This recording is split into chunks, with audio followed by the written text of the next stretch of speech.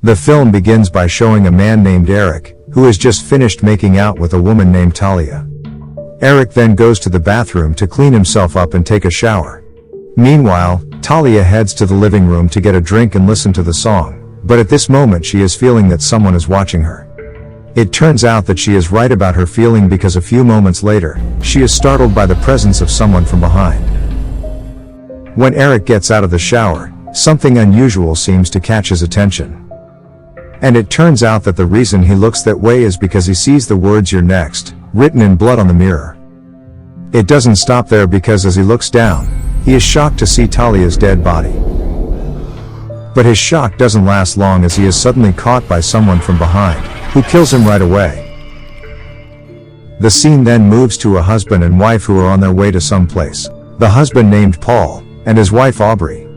They are heading to their vacation home in the suburbs, where they'll be hosting a family reunion with their children.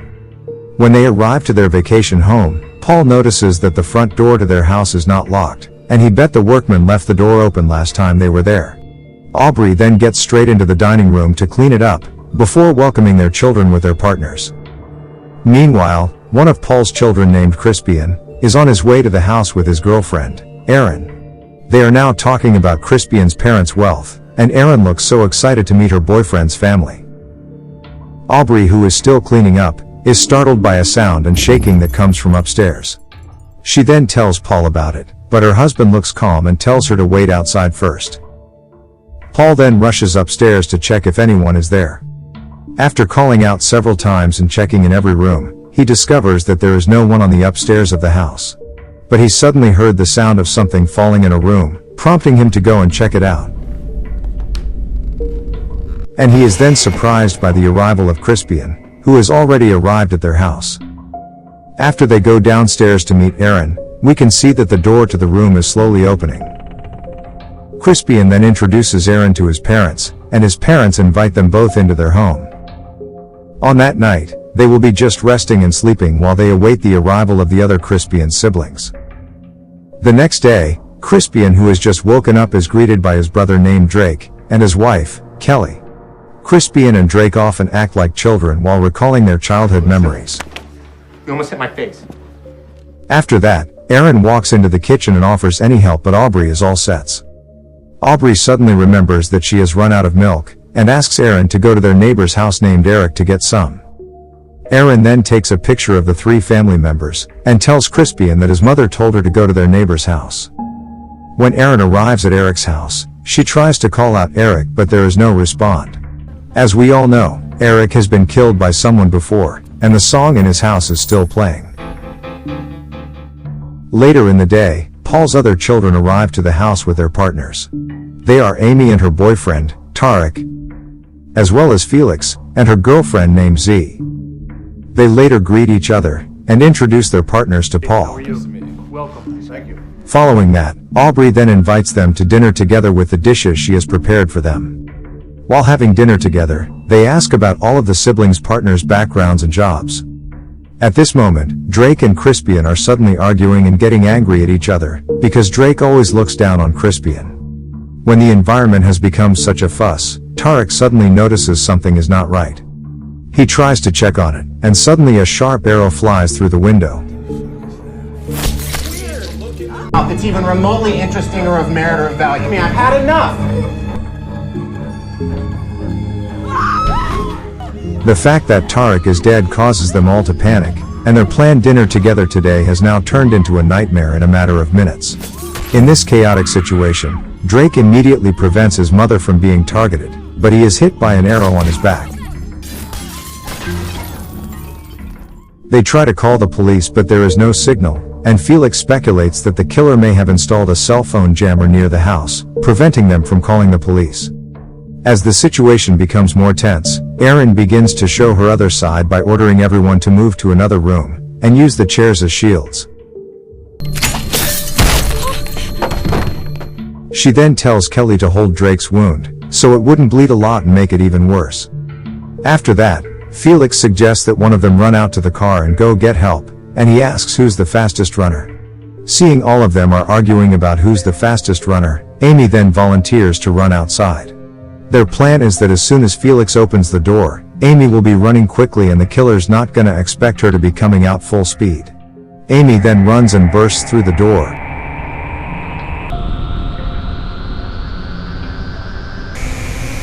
But unfortunately, well, it turns out that their plan is fatal because right in front of the door, there is a garrote wire that severely slices Amy's throat. Seeing them all getting hysterical, Erin then takes the initiative to lock all the windows and doors, preventing the killer from entering the house. She also explains that if they text 911, some of the police station may receive it as voicemail, so if they even have one bar, they can at least send a text. Crispian doesn't expect Erin to be able to handle herself so well in such a difficult situation. Aubrey is then taken into a room by Paul, where she can rest and calm down. Unfortunately, after Paul has left Aubrey, they have no idea that one of the killers is already in the room. He slowly comes out from under the bed and kills Aubrey right away.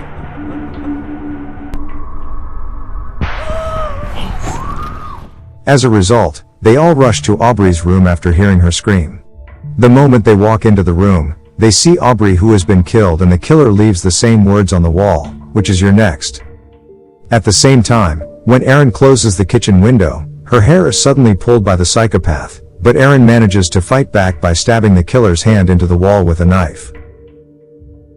Paul, on the other hand, is so devastated and saddened by the loss of his beloved wife in such terrible condition. They then take Paul out of the room to calm him down. Kelly, who is still in the room, covers Aubrey's body with a cloth, but she begins to feel like someone is watching her. As she tries to look under the bed, she sees that the killer is still hiding there. Kelly then becomes very scared, where she can't think straight anymore and runs out of the house. At the same time, she doesn't realize the killer who is on standby outside is following her. Kelly keeps running until she reaches Eric's house, where she attempts to scream for help but gets no response at all. And her efforts are in vain when the killer suddenly appears from behind, and punches her in the face, causing her to bounce into the house. At this very moment, Kelly asks Eric for help, only to discover that Eric is no longer alive. The killer then gets inside and kills Kelly with his axe right in her face. Meanwhile, inside the house, Erin asks Z to hold Drake's wound, and Crispian then says that he is going out to get the car so they all can get out of this house. At this point, Erin begins to sense that one of the killers is still at home, so they decide to hide the unconscious Drake's body while waiting for Crispian to get the car. After that, Erin goes to the kitchen to heat some water in preparation for later. She then looks at the window and rushes to get various kitchen tools to defend themselves. But the killer suddenly shows up and pushes Erin until she falls with the tools she brought. The masked killer also takes Kelly's dead body with him, and attempts to kill Erin. However, the situation is reversed where Erin manages to kill the killer instead. Felix and Z are surprised and didn't expect that Erin can act like that. After that, Erin opens the killer's mask, but they doesn't recognize the killer's face at all. In the upstairs, Paul returns to check the room he wanted to check earlier, and finds bottles of drink and foods there. But the lights suddenly go out, forcing Felix and Z to look for Paul. His father then explains that this wasn't a random attack, and they've been watched for days. Unfortunately, the killer appears out of nowhere and kills Paul right away in front of his son. Well, it is at this point that everything is revealed, where Felix and Z are just looking calm as it turns out that the killer was an order from the two of them. You had to do that right in front of me? Erin, on the other hand, is surviving an attack by one of the psychopaths. And then the awakened Drake suddenly appears, indirectly attracting the killer's attention. Seeing the killer walking towards Drake, Erin quickly runs toward the psychopath and stabs his back with a screwdriver.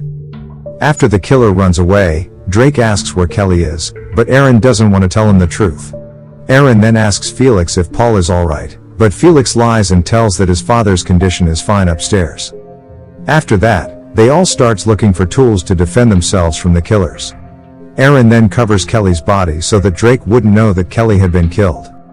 She also begins to devise a plan by setting up the nail trap for the perpetrator to fall into. Z then asks where Erin learns all of this, and Erin tells her that she grew up in a survivalist compound. Plus, her father was also paranoid, and wanted her to be able to take care of herself. Meanwhile, in the basement, Felix tells Drake that his girlfriend Kelly has been killed.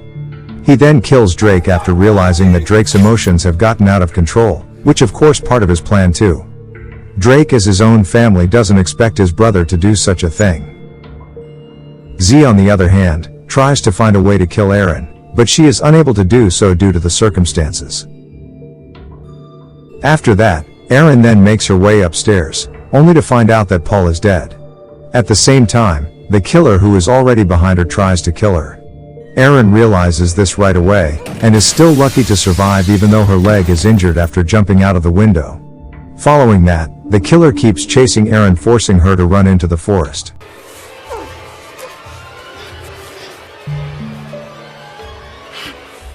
While hiding in the tree, Aaron tries to release the broken glass stuck in her thigh. But the killer manages to find her and shoots an arrow at her. As a result, Aaron, who can no longer run normally, is now forced to return to the house. She then hides in a hidden space where she previously hid Drake's body. Just as the killer is about to enter the window, he realizes that Aaron had set a nail trap for him earlier. So he seems to think that Aaron wasn't smart enough at this, and he gets hit by Aaron's another nail trap that is put right under the window. Felix and the others then head downstairs, and he starts scolding his hired killers for having their plan screwed up over just one girl. Aaron, who is hiding in a hidden room, finally finds out that all of these killers are acting on the orders of Felix. In other words, Felix does all of this in order to have sole control over their parents' inheritance. But suddenly they hear Aaron's phone ringing, and it turns out that her emergency message has been received by the police as voicemail. The killer then approaches the space where Aaron is hiding. As the killer is about to open the curtain, Aaron quickly hits him and runs from the house. Once she is able to get out, she runs back into another room through the window. Soon after, one of the killers is trying to look through the window, and Aaron shows up and stabs the killer in the head with a knife. Well, there is only one killer remaining after she manages to kill this one. Aaron then takes the killer's axe and sets a trap by placing the axe on the door, where an axe will fall and kill anyone who opens it. Felix, who is still on the lookout for Aaron, asks for the crossbow so that he can kill Aaron with his own hands. After setting a trap, Aaron then runs into the basement and destroys all the lights there.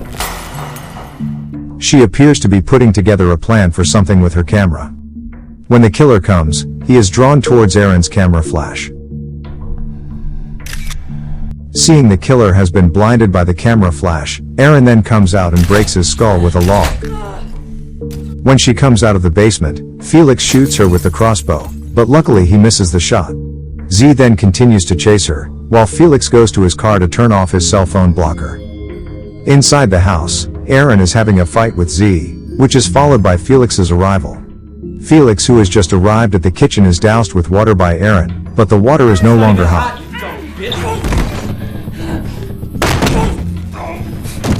Z then bites Aaron's hand and Aaron gives her a pan blow in the head. While Z and Aaron are fighting, Felix wakes up and stabs Aaron in the back, but Aaron manages to fight back by taking a blender and hitting Felix with it. Aaron then uses her ultimate move by putting the blender on Felix's head, shredding it and turning it into a smoothie. After that, Aaron takes the knife stuck behind her and stabs Z in the head. Not long after, Felix's cell phone rings and Aaron picks it up without saying anything, and she hears Crispian's voice asking if it's all over. Well, Aaron finally finds out that her own boyfriend is also one of the masterminds behind this murder tragedy. And that's why he never returned after he went out to get the car. The moment Crispian enters the house, he realizes that Aaron is holding Felix's cell phone. At this moment, Crispian tries to persuade Aaron and explains he didn't meant to kill her in his plan, as they need someone with no motive like Aaron to see what has happened here. Plus, with the treasure left by his family, they will be able to live happily and get out of their broke life. As Crispian keeps talking about how happy they'll be after this, Aaron keeps her gaze fixed on him, and kills his boyfriend by stabbing him in the neck. At the same time, a police officer finally arrives and immediately shoots Aaron in the shoulder. The police officer then reports to his team, and requests for backup to come there. After that, he attempts to enter the house, but it looks like bad luck will fall on him, as he will pass through the door that Aaron had set up as a trap. Aaron tries to stop the cop, but it is too late. And with that, the film ends.